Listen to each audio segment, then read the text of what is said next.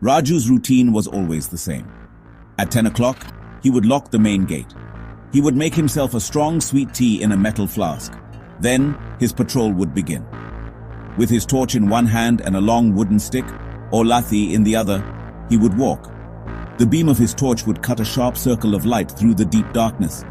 It danced over dusty desks, peeling walls, and faded drawings of flowers and suns that still clung to the classroom walls. The silence in the school was heavy. It was a silence that felt different from the quiet of the open fields. It seemed to hold its breath.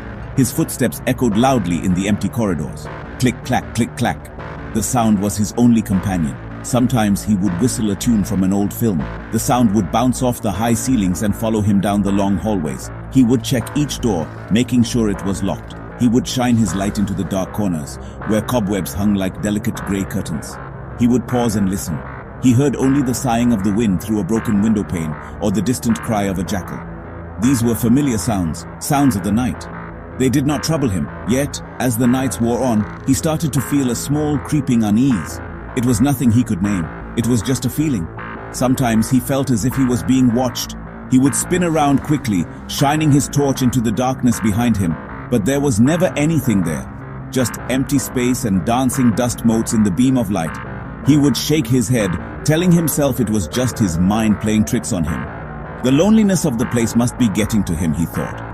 He would take a long sip of his hot tea and continue his walk, his boots making their loud, lonely sound on the stone floor. He often finished his patrol in the staff room. He would sit in an old armchair with broken springs, drinking the last of his tea. He would look out the window at the sleeping village below. The small lights of the houses were comforting. They reminded him that the world was still alive and normal outside these sad walls. He would think about his children, safe in their beds. He would feel a surge of determination. He would do this job. He would face the long nights and the strange feelings. He would earn his money and go home. The school was just a building. It had no power over him. There was one room that felt different from the rest. It was room 13. It was at the very end of the longest, darkest corridor on the ground floor. The air always seemed colder inside this room. Even on warm nights, a chill would hang in the air.